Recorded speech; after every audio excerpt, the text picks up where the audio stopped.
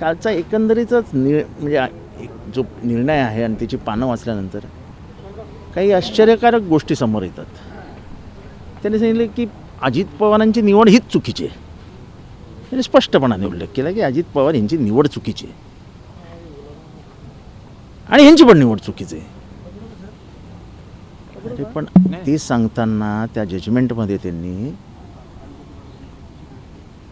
2019ला अजित पवार फुटले तेव्हापासून डिस्प्यूट सुरू झाला असं सांगितलं आहे. अहो ते काका मोठ्या मनाचे होते म्हणून 2019ला फुटल्यानंतर स्वतःच्या कुशीत घेतलं आणि परत बाळाच्या डोक्यावरून हात फिरवत त्याला उपमुख्यमंत्री केला. मग डिस्प्यूट कुठला? अजित पवार जर माफी मागत साहेबांच्या पायाशी गेला तर त्याला माफ करणे साहेबांचं मोठं मन आहे. माफ केलं त्याला उपमुख्यमंत्री बनवला, लीडर ऑफ ऑपोजिशन बनवला. मग इलेक्शन कमिशन कुठल्या 2019वर का जात आहे? कारण का 2019ला ह्याच्यासाठी जात आहे की इलेक्शन कमिशनच्या लक्षात आलं आहे जर 30 तारखेचं पण पत्र जर ग्राह्य मानलं तर 2 तारखेचे आणि हे सगळे घोटाळे येऊन हे अँटी पार्टी ॲक्टिव्हिटी होते. म्हणजे 30 तारखेला जर सही केलेली असली तरी त्यांची अँटी पार्टी ॲक्टिव्हिटी होते आणि त्याच्यातनं सुटण्यासाठी म्हणून इलेक्शन कमिशनने 2019चा मार्ग पकडला आहे. त्या इलेक्शन कमिशनच्या निर्णयाला काहीही अर्थ उरलेला नाही. आता हे कोर्टात जाईल बिल पण महाराष्ट्र जनतेसाठी सांगतो की इलेक्शन कमिशन ही कठपुतली आहे.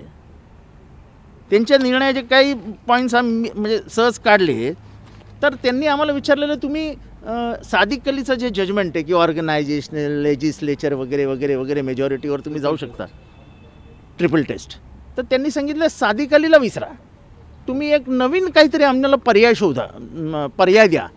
इलेक्शन कमिशनला आम्ही पर्याय दिला की राष्ट्रवादी पक्ष वाढवण्यात कोणाचा सहभाग होता, लाईफ अँड ब्लड कोण होतं, त्याचं सरळ उत्तर मिळतं शरद पवार. आता त्यांनी जजमेंट देताना सांगितलं की आम्ही यांच्याकडे पर्याय मागितले पण यांनी पर्याय दिलेच नाहीत. आमच्याकडे पत्र आहे, आम्ही पर्याय दिल्याचे, आमच्या वकिलांच्या सहीनी पत्र दिलं आहे. म्हणजे इलेक्शन कमिशन एकतर खोटं तरी बोलत आहे किंवा इलेक्शन कमिशन विसरभोळ आहे.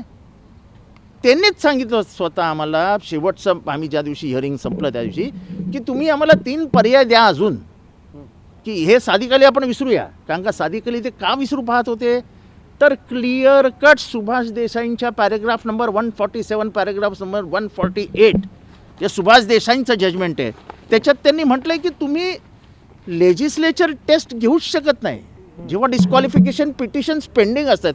डिस्क्वालिफिकेशन पेंडिंग पिटिशन्स हे महाराष्ट्रामध्ये पेंडिंग आहेत आणि सुभाष देसाईला सुप्रीम कोर्ट पॅरेग्राफ नंबर 147 148मध्ये क्लिअर कट सांगितलं की ते पेंडिंग आहेत. काढ पटकन 147. त्याच्यामुळे हा निर्णय हाच संशयास्पद परिस्थितीमध्ये सापडलेला आहे. त्याचबरोबर सुनील तटकरे यांनी डिस्क्वालिफिकेशन पिटिशनचं आर्ग्युमेंट जेव्हा अध्यक्षांसमोर सुरू होतं तेव्हा त्यांनी सांगितलं माझं इलेक्शन एकदम बरोबर होतं, माझं इलेक्शन एकदम बरोबर होतं. मग तुमचं इलेक्शन बरोबर होतं तर चूक कुठे झाली? 2015-14मध्ये काहीतरी इलेक्शन झालं त्यांचं इलेक्शन एकदम बरोबर होतं ते स्वतः तिथे म्हणतात. अजित पवार स्वतः म्हणतात 1 तारखेला की ते लीडर ऑफ ऑपोजिशन म्हणून की हे सरकार भ्रष्टाचारी आहे, सरकारने सगळे भ्रष्टाचार केलेले आहेत. मग 30 तारखेच्या मीटिंगचा उल्लेख टाळावा हे इलेक्शन कमिशनचं काम नाही आहे. आणि 2019ला डिस्प्यूट सुरू झाला तर लीडर ऑफ ऑपोजिशन कसे काय झाले अजित पवार, उपमुख्यमंत्री कसे काय झाले अजित पवार? म्हणजे हा गेम काय? मग हे मुद्दे घेऊन तुम्ही आता सुप्रीम कोर्टात जाता? नाही, आता हे मुद्दे आम्ही डिस्कस केले की इलेक्शन कमिशनने किती मोठे घोटाळे करून ठेवले आहेत. अरे जर तुम्ही आम्हाला पर्यायी मागितले होते की पर्यायी परीक्षा काय घ्यायची, आम्ही परीक्षेचं तुम्हाला दिलेलं की पर्यायी परीक्षा घ्या, की हा पक्षला रक्त त्याचं म्हणजे त्याचं जीवन त्याच्या हृदयातली धगधग त्या पक्षाची कोणी चालू ठेवली ह्याचा ही टेस्ट आहे. लाईफ अँड डेथ स्टेट हे बघा, हे जजमेंट बघा, हे वाचा, हे सुभाष देसाईचं. सुप्रीम कोर्ट काय म्हणतं? सुप्रीम कोर्ट क्लिअरली म्हणतं की जोपर्यंत डिस्क्वालिफिकेशन पिटिशन लागत नाही तोपर्यंत कुठलाही निर्णय घेणं अनपेक्षित आहे. आणि शेवटचं वाक्य, this is not a constitutionally desirable outcome. याचा अर्थ काय हे की असं काही होणं हे संविधानाच्या विरोधात आहे. आणि ते जेव्हा ते म्हणतात की अजित पवारांचं इलेक्शनच बरोबर नाही आहे, हे काय म्हणजे तुम्ही मजा करताय का? महाराष्ट्राची थट्टा उडवताय का? पण सर आता त्याच निवडणूक आयोगानं तुम्हाला संध्याकाळी 4 वाजेपर्यंत 3 नावं द्यायला सांगितलेली नाही तीन आम्ही सगळं करू, हां पण त्याच्या अगोदर महाराष्ट्राच्या हे लक्षात आणून द्यावं लागेल ना हां की शरद पवारांना संपवण्यासाठी, त्यांना मारण्यासाठी, त्यांची हत्या, राजकीय हत्या करण्यासाठी किती मोठा कट रचला जातोय. अहो आम्ही तुम्हाला पर्याय दिला होता ना, तुम्ही त्या पर्यायाचा उल्लेखच केला नाही कागदपत्रामध्ये तुमच्या. म्हणजे तुम्हाला पाहिजे तशी टायपिंग करून घेतलंय. आता हे टायपिंग त्यांनी केलंय की नाही हे पण आम्हाला शंका आहे. म्हणजे काय चालू आहे? इलेक्शन कमिशन सारखी महत्त्वाची संस्था जर कायदेशीररित्या चालणार नसेल आणि बेकायदेशीररित्या निर्णय घेणार असेल, ते सगळं हास्यास्पद आहे. हा एक गंभीर आरोप आहे तुमचा. लाखोंच्या संख्येनं जी आम्ही लाखोंच्या अहो पण तसं नाही ना, त्याचा तरी अभ्यास केला असेल. ते सोडून द्या, त्याचा नाही. अहो त्यांनी पर्याय मागितला ना आमच्याकडे, तो पर्याय यायला पाहिजे होता ना. त्या पर्यायाच्या पेपरमध्येच नाही आहे. ते म्हणतात पर्याय दिलाच नाही दोन्ही पक्षांनी. इतकं खोटं इलेक्शन कमिशन कसं काय बोलू शकतं? आज संध्याकाळपर्यंत आम्ही पर्याय दिल्याचं कागदपत्र मी तुम्हाला देतो. म्हणजे हा कम्प्लीट डिसिजन हा फक्त शरद पवारांना संपवण्यासाठी होता, शरद पवारांचं राजकीय वजन घटवण्यासाठी होतं. पण महाराष्ट्राच्या जनतेच्या भावना ह्याच्याने किती दुखावल्या गेल्या आहेत याची कल्पना इलेक्शन कमिशनला नाही आहे.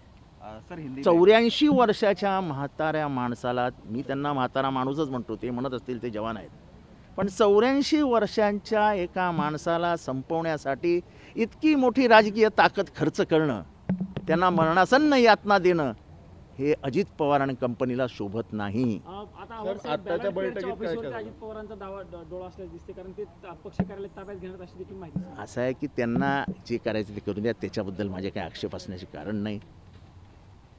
कारण का जो माणूस, यांचं कधी शेवटचं इलेक्शन होतंय मलाच माहीत नाही, आता पुढचं शेवटचं होतंय का हे शेवटचं होतंय, त्याचं मरणाचीच प्रार्थना करतो तर काही करू शकतो. पार्लमेंटमध्ये पत्र देत आहेत लोकसभा सचिवालयाला. आता त्यांनी सांगितलं की 2 लोकसभा MP त्या ह्याच्यात दिलंय. 2 लोकसभा MP कोण आहेत? सगळे तर आमच्याबरोबर आहेत निवडलेले, तटकरे सोडून. म्हणजे इलेक्शन कमिशनने कागदपत्राचा अभ्यासच केलेला नाही. ते प्रफुल्ल पटेलच्या पत्राचा उल्लेख केला आहे. प्रफुल्ल पटेल हा आमच्या पक्षाचे ऑथोराइज्ड काहीच नव्हते. त्यांना फक्त ऑर्गनायझेशनल पत्र देण्याचे अधिकार होते. इलेक्शन कमिशनला पत्र देणारे फक्त पितांबर मास्टर होते. म्हणजे इलेक्शन कमिशनच्या प्रत्येक पेपरमधलं एक एक वाक्य हे संशयास्पद आहे आणि वादग्रस्त आहे. त्याच्यामुळे तुम्ही जो 30 तारखेचा जो मुद्दा उपस्थित केला तो कळीचा मुद्दा असं वाटतं का? कारण ती अहो तो बैठक ते लपवतायत ना. कसं आहे की एका खोलीत बसून तुम्ही निर्णय घेऊ शकत नाही की राष्ट्रीय पक्ष आमचा हा अध्यक्ष, अरे त्याची नोटीस कुठे आहे? कोणाला तुम्ही नोटीस पाठवलीत? त्याची कॉपी कुठे आहे? अहो काहीतरी संविधानाप्रमाणे झालं पाहिजे ना. मग तुमचं संविधानाप्रमाणे झालं नाही, मग ह्यांचं पण संविधानाप्रमाणे झालं आहे. मग तुम्ही निर्णय कशाच्या आधारावर देतात? आणि लेजिस्लेटिव्ह नेचरनी निर्णय द्यायचा नाही असं सुप्रीम कोर्टाने आत्ता सांगितलं आहे ना, काही महिन्यांपूर्वी याच्या जजमेंटमध्ये दिलेलं आहे. ज्या दिवशी ही मीटिंग झाली म्हणून सांगितलं, दावा केला आहे, त्याच दिवशी सुप्रिया सुळेंना शुभेच्छाचं ट्विट केलेलं आहे कार्याध्यक्ष झाल्याबद्दल. असं आहे की सुनील तटकरे जेव्हा म्हणतात, म्हणजे हे इलेक्शन कमिशन जेव्हा म्हणतं की 2019पासून डिस्प्यूट आहेत, सुनील तटकरेंनी आपल्या राष्ट्रीय सरचिटणीस होण्याचं, प्रफुल्ल पटेल यांनी कार्याध्यक्ष होण्याचे आभार मानलेत ना. अजित पवारांचंही ट्विट आहे ना शरद पवारांबद्दल. अजित पवार कायम शरद पवारांच्या उंचीबद्दल बोलत होते ना, राजकीय उंचीबद्दल. मग इलेक्शन कमिशनला कुठल्या संजयनी येऊन सांगितलं? म्हणजे ते धृतराष्ट्राच्या एक संजय असायचा ना युद्धभूमीवरनं सांगणारा, हा कुठला संजय आहे? जो इलेक्शन कमिशनला सांगतो की 2019 पासून डिस्प्यूट होता. आव्हाड साहेब, हे कुठनं आलं सगळं? जसं विधानसभा अध्यक्षांचा निकाल देखील लागणार आहे 15 तारखेला. आता आणि बघा, संजय आम्ही राऊत म्हणतात आम्हाला वेगळी अपेक्षा नाही, आमचं जसं झालं तसं राष्ट्रवादी होईल. अजून मी तुम्हाला सांगतो, आम्हाला काही अपेक्षा नाही आहेत. आम्ही कुठल्याही न्यायालयात जाण्यापेक्षा जनतेच्या न्यायालयात जाऊ. तुमच्याकडे असे व्हिडिओ आहेत जसं उद्धव ठाकरेंनी व्हिडिओ दाखवले होते. आमच्याकडे सगळे व्हिडिओ आहेत, सगळे व्हिडिओ.